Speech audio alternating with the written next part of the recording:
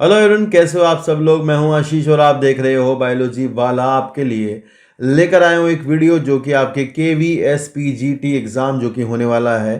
फरवरी में डेट है, शायद टेंटेटिव डेट है, आगे भी बढ़ सकती है। और उसके लिए बहुत इंपॉर्टेंट रहेगी वीडियो, क्योंकि यहाँ पर ऐसे ऐसे क्वेश्चंस ज़रूर पूछे जाते हैं KVS में। और KVS ज़्यादा कठिन एग्जाम नहीं होता है। यहाँ दो पार्ट होते हैं, GS वाला पार्ट रहता है और एक आपका दूसरा बायोलॉजी वाला पार्ट रहेगा। तो बायोलॉजी ज़्यादा टफ नहीं रहती है, लेकिन फिर भी कुछ इंपॉर्टेंट सवाल हैं जो कि पेपर में आते हैं। मैं वो आपको बताऊंगा जो पेपर में आता है। और ऐसी ही वीडियोस देखने के लिए चैनल पर बने रहना, ठीक है ना। देखते रहना चैनल लगातार। और साथ ही साथ NCERT को कवर कर रहा हूँ, वो जरूर देखना यार। डिस्क्रिप्शन में उसका लिंक डाल दूंगा या फिर प्लेलिस्ट में मिल जाएगा, क्योंकि ये जो KVS PGT है वो पूछता है NCERT को बहुत ज़्यादा, ठीक है ना। ये वाली बात है। तो आपको यहाँ पर बहुत सारे क्वेश्चंस की वीडियो वगैरह मिलती रहेंगी लगातार। बने रहना मेरे साथ में, देखते रहना चैनल। तो आज की वीडियो हमारी रहेगी कुछ जेनेटिक डिजीजेज पर, जो कि मेंडेलियन डिसऑर्डर्स होते हैं, उन पर आधारित ये वीडियो है। तो शुरू करते हैं। तो सबसे पहला डिसऑर्डर जो है यहाँ है सिकल सेल एनीमिया। क्या है सिकल सेल एनीमिया? तो बाबू, सिकल सेल एनीमिया जो होता है वो एक ऑटोसोमल रिसेसिव डिसऑर्डर होता है, जिसमें ये होता है कि हीमोग्लोबिन का जो जीन होता है, as you all know I think, haemoglobin के जो दो प्रोटीनों से मिलकर बना होता है। एक अल्फा चेन होती है और एक बीटा, यानी अल्फा स्क्वायर और बीटा स्क्वायर प्रोटीन होती है हीमोग्लोबिन, जो कि एक आपकी क्वाटरनरी स्ट्रक्चर शो करती है। और यहाँ पर आपकी अल्फा चेन का जो जीन होता है वो क्रोमोसोम नंबर 16 पर होता है, और बीटा का जो जीन होता है वो क्रोमोसोम नंबर 11 पर होता है। इसका 11 पर होता है, इसका होता है 16 पर।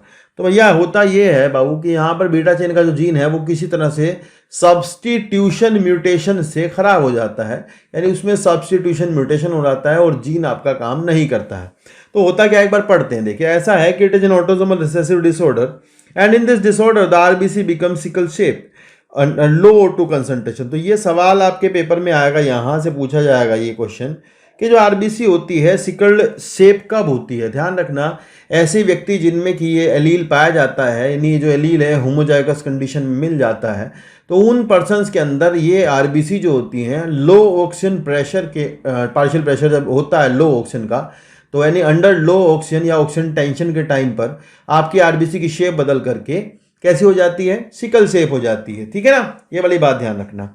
अफेक्टेड पर्सन डाई हो जाता है, मर जाता है। And other heterozygous for this trait having normal phenotype and long live. देखो यार, यहाँ एक बात है, इसको ये माना गया है कि ये ऑटोसोमल रिसेसिव डिसऑर्डर है। लाइक इसमें दो बातें हैं। अगर ये HBS और HBS दो एलील हैं, ये होमोजाइगस एलील हैं सिकल शेप के, तो ये तो पर्सन बीमार होगा ही पूरी तरह से। लेकिन ये अगर HBA और HBS है, इस तरह से ये आपका हेट्रोजाइगस कंडीशन है, तो यहाँ पर हमने NCERT में पढ़ा है यही बात कि NCERT कहती है कि आपका जो हेट्रोजाइगस पर्सन होगा वो आपका नॉर्मल फिनोटाइप शो करता है। परंतु ऐसा देखा गया है कि हेट्रोजाइगस पर्सन के अंदर सिकल शेप RBC भी पाई जाती हैं। तो ये एक कोडोमिनेंस का एग्जाम्पल भी होता है। कभी कभी अगर आपको सिकल सेल एनीमिया में कोडोमिनेंस मिल जाए तो जरूर लगा देना, देख करके होता है।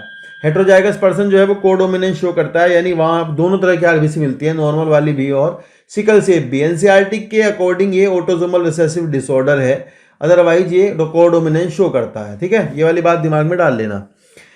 तो यहाँ लिखा है the disease is due to the base substitution. ये सवाल यहाँ से पूछा जाएगा कि इसके अंदर क्या होता है, सब्सटीट्यूशन होता है। सब्सटीट्यूशन का मतलब ये होता है बाबू, यहाँ पर आपका 6 नंबर का जो कोडोन होता है जीन के अंदर, 6 codon of the gene coding for beta chain haemoglobin, and उसके अंदर आपका जो 6 नंबर का कोडोन होता है उसका जो आपका कोडोन होता है वो चेंज हो जाता है, वहाँ सब्सटीट्यूशन हो जाता है। वो भी आपको मैं बता दूँ, ट्रांसवर्जन सब्सटीट्यूशन होता है।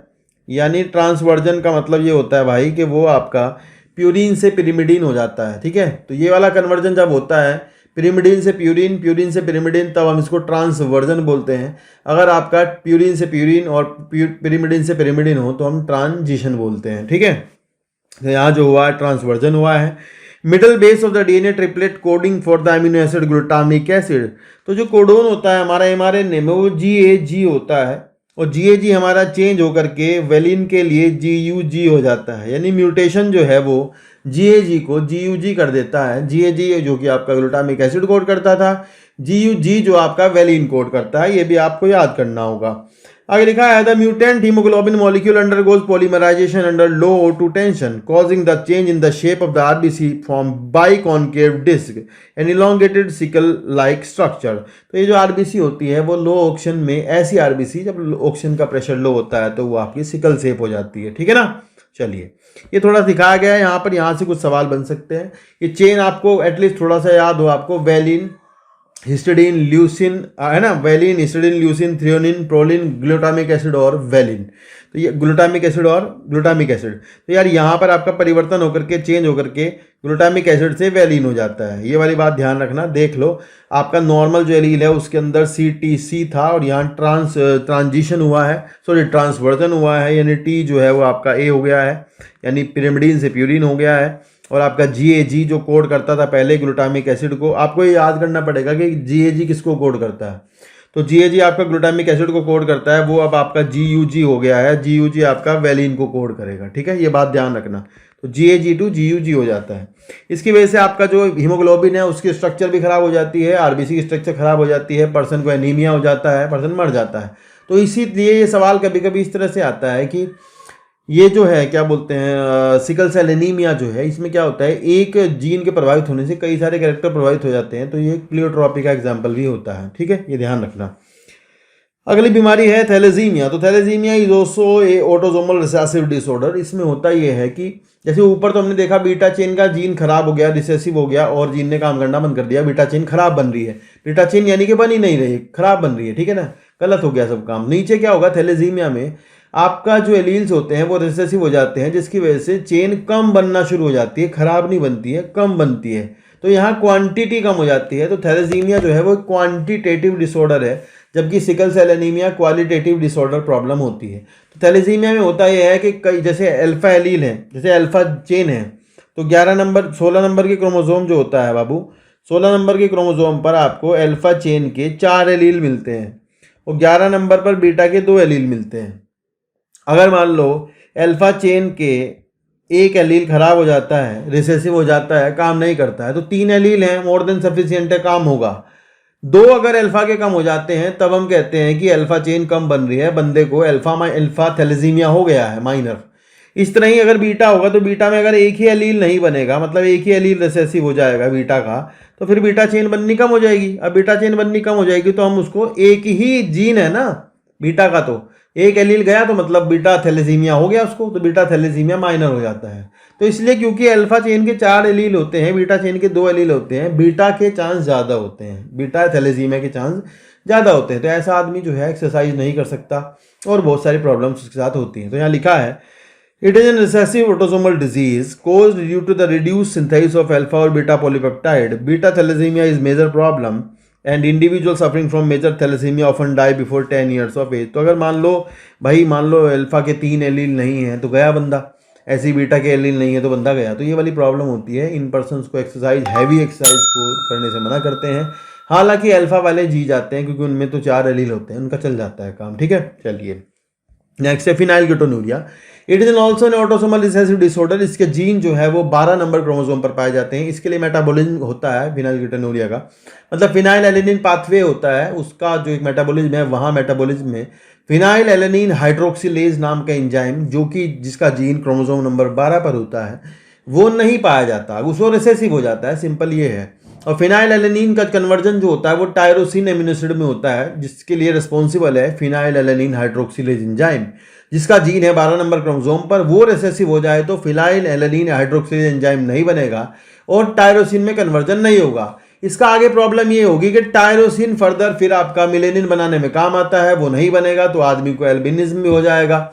और फिनाइल एलेनिन जो होता है वो ब्रेन में या बॉडी में जाकर के एक्यूमुलेट हो जाता है फिनाइल पायरुविक एसिड की फॉर्म में, और वो आपका यूरिन के साथ एक्सक्रीट आउट होना भी शुरू हो जाता है। तो ऐसे बंदे की, ऐसे बच्चे की IQ वगैरह कम हो जाती है, स्किन में कलर कम हो जाता है, ये वाली प्रॉब्लम होती है। तो देखो लिखा है रेसेसिव ऑटोसोमल डिसऑर्डर होता है, बिल्कुल ध्यान रखेंगे, क्रोमोसोम 12 पर जीन है, ध्यान रखोगे। फिनाइल एलेनिन मेटाबॉलिज्म की प्रॉब्लम है, जहां फिनाइल एलेनिन टायरोसिन में कन्वर्ट होता है। This disorder is due to the absence of liver enzyme phenylalanine hydroxylase, and due to the lack of this enzyme phenylalanine follows another pathway and that converted into phenyl pyruvic acid। तो जब आपका tyrosine में conversion नहीं होगा तो वो pyruvic acid बना लेगा। This phenyl pyruvic acid upon accumulation in joints cause arthritis and if it's the brain then it cause mental retardation known as phenyl pyruvic idiocy। ये सवाल यहाँ से आता है और ये भी आता है कि ये आपका किडनी इसको एब्जॉर्ब नहीं करती, किडनी से एक्सक्रीट आउट होता रहता है। समझ आई ना बात? That is a phenyl ketonuria. इसी पाथवे से रिलेटेड एल्बिनिज्म भी होता है, that is also a autosomal recessive disorder. इसी पाथवे से रिलेटेड एल्केप्टोन्यूरिया होता है, that is also a autosomal recessive disorder. ठीक है, आगे आएगा। चलिए नेक्स्ट है सिस्टिक फाइब्रोसिस। इसका सवाल आता है, पेडिग्री चार्ट आता है जहां बताओगे आपको ये ऑटोसोमल रिसेसिव डिसऑर्डर होता है। इसमें होता क्या है कि ये आपका अब common among Caucasian Northern Europeans, persons suffering from this disease having extremely salty sweet, and it is due to the decreased sodium and chloride reabsorption in the ducts. Disease ये ध्यान रखना, क्लोराइड आयन पाथवे खराब हो जाता है, ध्यान रखना, सवाल आएगा ये। And disease is due to the gene present on chromosome number 7 and due to the defective glycoprotein thick mucus develop in pancreas। ये भी सवाल में जुड़ता है, ऑप्शन आएगा ये। And lungs, ये भी ऑप्शन में आता है।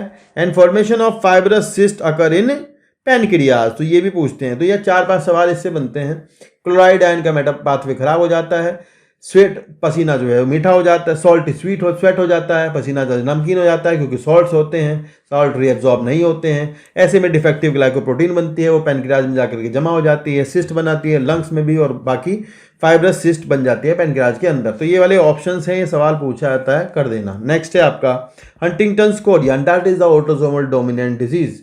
ये आपका और पहला सवाल है, डायरेक्ट इतना ही याद कर लेना कि ये ऑटोसोमल डोमिनेंट डिजीज होती है। ठीक है ना। लिखा है in autosomal dominant disorder, the gene responsible for this disorder is present on the chromosome number 4। अगर आप याद कर सकते हो आप कर लेना। Disease is characterise by gradual degradation of brain, degeneration of brain tissue in the middle age and consequent shrinkage of brain. Next है अल्जाइमर्स डिजीज। अल्जाइमर्स में आपको पता ही है भूलने की बीमारी हो जाती है, ये भी आपका एक ऑटोसोमल रिसेसिव डिसऑर्डर है। यहाँ लिखा है the autosomal recessive disease result in the mental deteriorations, loss of memory, confusion, anxiety, and ultimately the loss of functional capacities. The disease is due to the deposit of the, ये सवाल है, बस यहाँ पे इसको आप मार्क कर लेना, आपके डायरेक्ट ऑप्शन में लिखा मिलेगा। हम उसी पर बात कर रहे हैं जो पेपर में आएगा बाबू, है ना, ये ध्यान रखना। तो हम देखें बीटा एमाइलॉइड जो आपका प्रोटीन हो, वो आपका एक शॉर्ट प्रोटीन होता है ब्रेन के अंदर जो कि आपका डीजनरेशन ऑफ न्यूरॉन कराता है एंड इसका डिपोजिशन होना शुरू हो जाता है वहाँ पर। It involve the 2 defective allele located on chromosome number 19 और 21 पर होते हैं इसके allele, and this disease is common in down syndrome. तो डाउन सिंड्रोम्स के साथ ये जुड़ करके डिजीज होती है। ये बहुत अच्छा सवाल है। डाउन सिंड्रोम एक ट्राइजोमी होती है, 21 ट्राइजोमी एन्यूप्लॉइडी होती है जिसमें कि ये एक डिजीज हो जाती है साथ में। बढ़िया सवाल है ये, बहुत बढ़िया सवाल है। पूछते हैं डाउन सिंड्रोम के कैरेक्टर्स दे करके ऑप्शन में अल्जाइमर होता है, तो आप कर देना वो वाला सवाल। ठीक है। नेक्स्ट है मायोटोनिक डिस्ट्रोफी। लिखा है कि it is due to the dominant autosomal disorder. तो ये भी सवाल है यहाँ पर, डोमिनेंट के 2 आपको पता लग गए हैं, हंटिंगटन्स कोरिया और myotonic dystrophy. Located on the long arm of the chromosome number 19, mild myotonia, atrophy and weakness of the musculature of the face and extremities in most common। तो यहाँ से सवाल केवल इतना ही बनता है कि myotonic dystrophy autosomal dominant disease होती है, इतना कर लेना बहुत है। नेक्स्ट है अदर मेंडेलियन डिसऑर्डर्स, जैसे कि एल्केप्टोन्यूरिया। एल्केप्टोन्यूरिया में बाबू जो एंजाइम होता है जो कि आपका ऑटोसोमल रिसेसिव जीन के कारण होता है बीमारी। इसमें क्या होता है, एल्केप्टोन यानी कि जो आपका होमोजेंटिसिक एसिड होता है वो फिनाइलएलेनिन पाथवे में ही होता है, उसका ब्रेकडाउन होता है CO2 और वाटर में, जो कि नहीं हो पाता है क्योंकि ये एंजाइम जो है ऑक्सीडेज एंजाइम उसमें उपस्थित नहीं होता है, जिसकी वजह से होमोजेंटिसिक एसिड बॉडी में एक्यूमुलेट होता है। जब ये यूरिन के साथ बाहर आता है तो यूरिन काला हो जाता है। ये सवाल पूछा जाता है।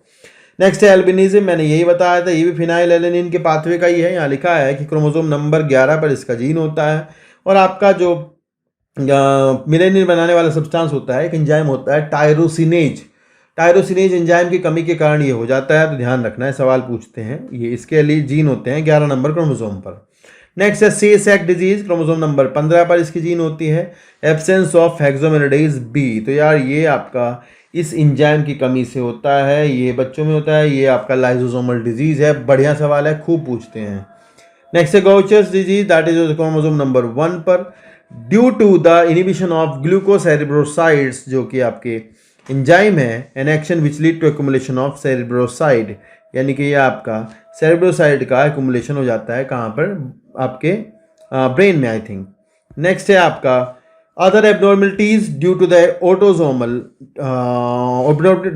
Dominant gene mutation. तो ये ऑटोसोमल डोमिनेंट के कारण आपका एक और बीमारी है पॉलीडेक्टाइली, आपको पता होगा, एक्स्ट्रा फिंगर हो जाती है। ऋतिक रोशन को भी वो फिंगर है, आपको पता होगा। तो ये सवाल आता है, बच्चे भूल जाते हैं कि पॉलीडेक्टाइली डोमिनेंट है कि रिसेसिव। ऑटोसोमल डोमिनेंट है, पॉली मतलब ज़्यादा, ब्रैकी मतलब कम, तो मतलब ये शॉर्ट फिंगर्स हो जाती हैं, ये भी आपका डोमिनेंट है, मतलब डोमिनेंट जीन म्यूटेशन है। तो ये सवाल आपको ध्यान रखना, पेडिग्री चार्ट में आते हैं क्वेश्चन, कम से कम इतना तो याद ही हो कि कौन डोमिनेंट है कौन रिसेसिव है। नेक्स्ट है abnormality is due to sex linked recessive gene mutation. तो ये खूब आते हैं सवाल भाई, ये बढ़िया सवाल है, इंपॉर्टेंट है, पूछे जाएंगे। यहाँ लिखा है कि हीमोफीलिया ए, सवाल नंबर 1, हीमोफीलिया ए फैक्टर 8 की कमी से होता है, ये इसका जीन एक्स क्रोमोसोम पर पाया जाता है, ध्यान रखना। Due to the lack of the anti haemophilic globulin, यानी कि फैक्टर 8, इसको मैं लिख देता हूँ, फैक्टर 8 की कमी से होता है ये तो। और हीमोफीलिया बी जो है वो फैक्टर 9 की कमी से होता है, ठीक है ना, ये वाली बात ध्यान रखना। और इसको हीमोफीलिया बी को ना क्रिसमस डिजीज भी कहते हैं, क्रिसमस डिजीज। ये सवाल आएंगे भाई पेपर में ना, पूछे जाएंगे, क्रिसमस डिजीज कौन सी होती है, कर देना। नेक्स्ट है रेड ग्रीन कलर ब्लाइंडनेस को डाल्टोनिज्म कहते हैं, ये भी सेक्स लिंक्ड यानी एक्स लिंक्ड डिजीज डिसऑर्डर है। एंड प्रोटोनोपिया ये रेड कलर के लिए है, ट्राइटोनोपिया ब्लू कलर के लिए, ड्यूटेरोनोपिया और ग्रीन कलर के लिए होता है। 3 वर्ड हैं, तीनों को ध्यान रखना, प्रोटो, ड्यूटेरो और ट्राइटोनोपिया। पूछ लेते हैं सवाल, एक्स लिंक्ड है, सेक्स लिंक्ड है। सेक्स लिंक्ड डिजीज जो है वो माता से उसके पुत्र में, उसके पुत्र से उसकी पुत्री में जाती है, यानी opposite via opposite sex transfer होती है। क्रिस क्रॉस इनहेरिटेंस ये डिजीज दिखाती होती हैं, ठीक है। ये सवाल ध्यान रखना, क्रिस क्रॉस इनहेरिटेंस का आप पेडिग्री चार्ट करोगे तो देख लेना, क्रिस क्रॉस इनहेरिटेंस होगा उसमें। नेक्स्ट है मस्कुलर डिस्ट्रॉफी। मस्कुलर डिस्ट्रॉफी शरीर की सबसे बड़ी जो जीन होती है, डिस्ट्रॉफिन प्रोटीन की जीन होती है और उसकी कमी से होती है मस्कुलर डिस्ट्रॉफी, जिसकी वजह से मसल्स जो है अर्ली एज में डिस्ट्रॉय होना शुरू हो जाती हैं। नेक्स्ट है Lesch Nyhan syndrome and deteriorations of nervous system due to HGPRT deficiency and hypoxanthine guanine phosphoribosyl transferase enzyme की कमी से ये होता है। आया तो आया, नहीं तो नहीं, कोई चक्कर नहीं है, ज़्यादा पूछा नहीं जाता है, ठीक है। तो ये थे कुछ आपके डिसऑर्डर्स जो कि आपके मेंडेलियन डिसऑर्डर थे। नेक्स्ट वीडियो आपको एक और ऐसी छोटी सी मिलेगी जिसमें आपको क्रोमोसोमल डिसऑर्डर्स के बारे में बताया जाएगा। ऐसे ही आपके KVS एग्जाम तक लगातार ऐसे सवालों वाली वीडियो मैं आपको प्रोवाइड कराता रहूँगा। साथ ही साथ आपको NCERT का रिवीजन चल रहा है, उसको जरूर देखना चाहिए, डिस्क्रिप्शन में उसका लिंक डाल दूंगा, प्लीज़ उसको देखना, वो आपके पेपर में बहुत काम आएगा। और मैं जो आपके सामने बोल रहा हूँ, मैंने KVS दिया था, मेरा KVS PGT हुआ था और मैंने इंटरव्यू दिया था भोपाल में। उसके बारे में हम इंटरव्यू के बारे में बाद में बातें करेंगे किसी दिन, कि कैसे होता है एग्ज़ाम, कैसे होती हैं चीज़ें। अभी के लिए आप इतनी वीडियो देखिएगा। थैंक यू सो मच पूरी देखने के लिए, टेक केयर।